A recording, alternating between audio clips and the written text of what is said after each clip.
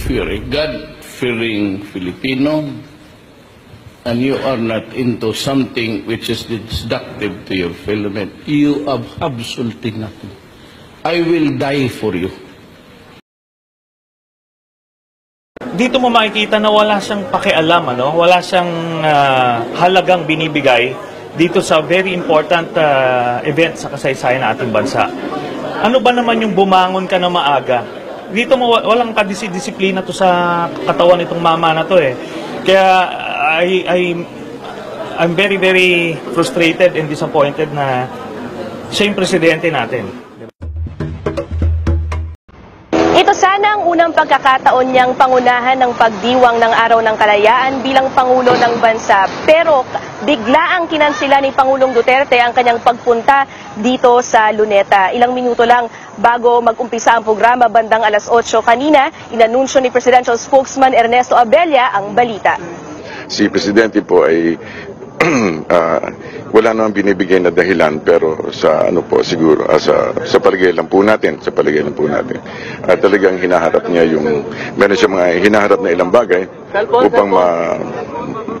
upang maayos talaga yung hinaharap natin na challenge sa bayan.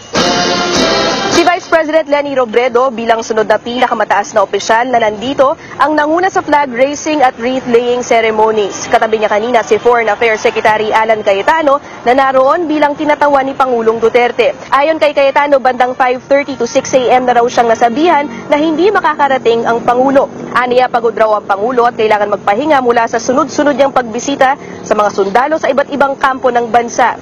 Tila naging mahaba rin daw ang gabi ng Pangulo dahil sa kanyang pagsalubong sa mga labi ng mga sundalong dinala sa Villamor Air Base kagabi.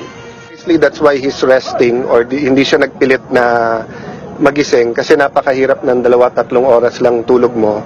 It's just that he's not feeling well. No? So puyat na puyat at pagod. No? Nothing to worry about.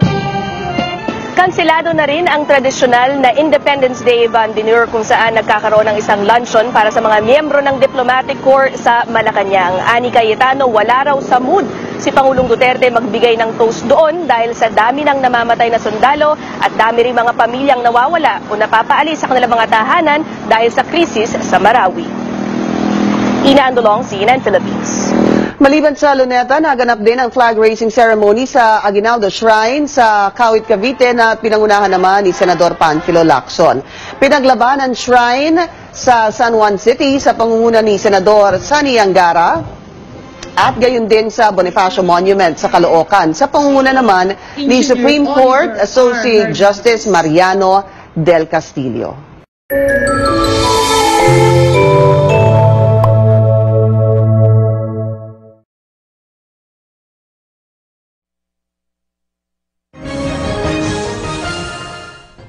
Magandang umaga, bansang Pilipinas. Kinansila ni Pangulong Rodrigo Duterte ang kanyang aktibidad sa Rizal Park sa Maynila kaninang umaga.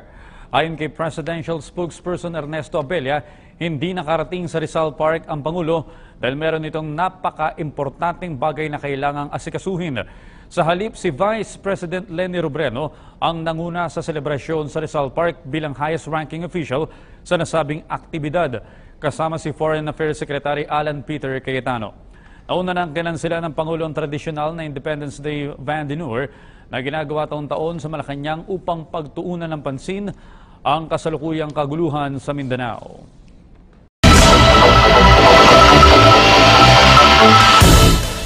Hindi nakadalo si Pangulong Rodrigo Duterte sa pagdiriwang ng Araw ng Kalayaan sa Luneta kaninang umaga. May news to go si Mark Salazar. Mark?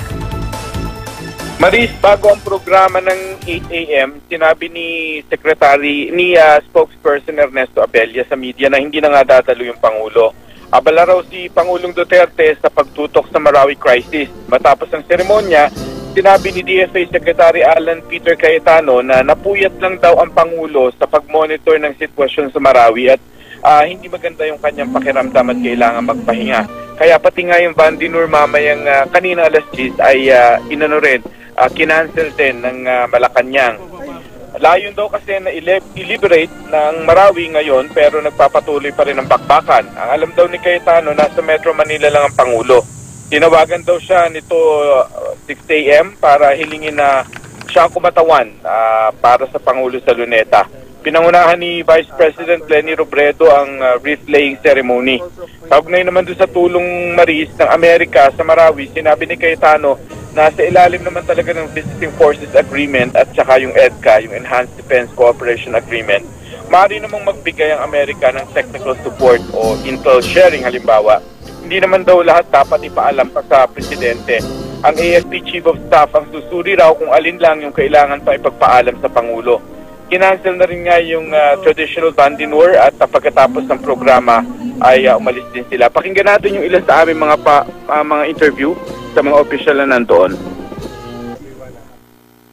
It's just that he's not feeling well, no? So puyat na puyat at pagod, no? Nothing to worry about, no? He's just in Malacanang? I think he's here in Metro Manila. He doesn't feel like giving a toast kahit symbolic na namamatay yung mga sundalo. That this is a cooperation that has continued for some time now.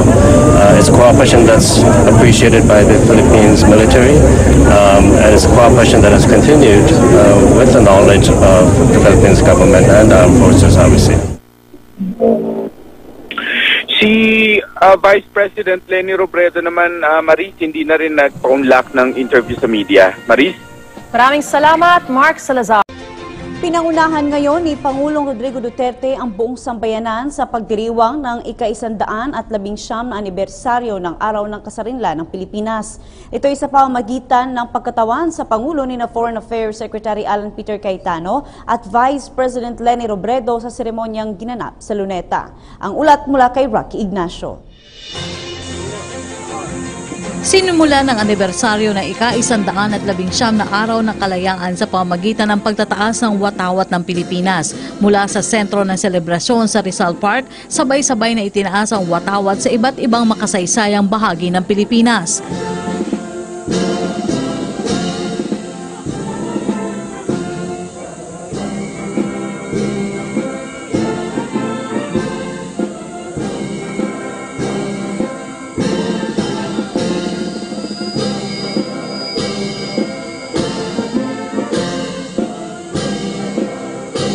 Si Foreign Affairs Secretary Alan Peter Cayetano ang kumatawan kay Pangulong Rodrigo Duterte na formal naman isinali ng pagkatawan nito sa okasyon kay Vice President Leni Robredo. Kasama ng Vice Presidente ang iba't ibang miyembro ng gabinete sa pangunguna ni Executive Secretary Salvador Medeldea.